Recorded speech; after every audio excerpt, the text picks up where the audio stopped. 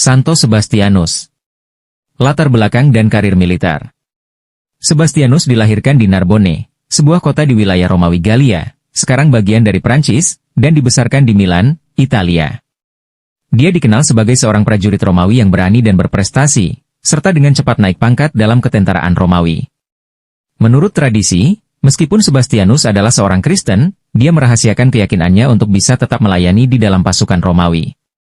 Sebastianus mencapai pangkat kapten di pengawal Praetoria, yaitu pasukan elit yang bertugas melindungi kaisar. Ia tetap mempertahankan iman Kristennya secara diam-diam, tetapi juga memberikan bantuan dan dorongan kepada sesama orang Kristen yang dipersekusi oleh pemerintah Romawi pada saat itu.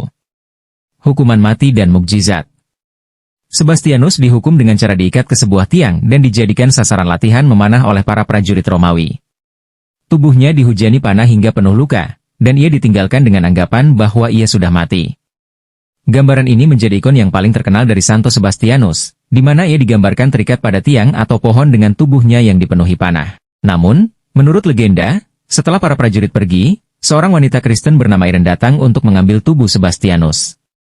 Ketika ia tiba, ia menemukan bahwa Sebastianus masih hidup. Irene merawat luka-lukanya hingga sembuh, dan meskipun selamat dari upaya pembunuhan tersebut, Sebastianus tidak berhenti menyuarakan imannya. Kematian dan kanonisasi. Setelah sembuh, Sebastianus dengan berani muncul kembali di hadapan Kaisar Diokletianus dan menegur Kaisar atas penganiayaan terhadap umat Kristen.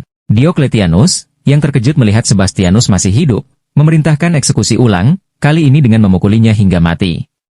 Tubuhnya kemudian dibuang di selokan kota Roma. Beberapa orang Kristen mengambil tubuhnya dan menguburkannya di Catacombe Roma. Kuburannya kemudian menjadi tempat ziarah, dan Santo Sebastianus dihormati sebagai martir oleh gereja Kristen. Pada abad-abad berikutnya, gereja dan basilika didirikan untuk menghormatinya, termasuk Basilika Santo Sebastianus di Roma. Penghormatan dan perlindungan. Santo Sebastianus menjadi terkenal sebagai pelindung para prajurit, karena ia adalah seorang prajurit yang tetap setia kepada Kristus di tengah-tengah penindasan. Selain itu, ia juga dipandang sebagai pelindung dari penyakit menular, khususnya wabah. Selama wabah besar di Eropa pada abad pertengahan, orang-orang berdoa kepada Santo Sebastianus untuk perlindungan dari penyakit. Hari peringatannya dirayakan setiap tanggal 20 Januari.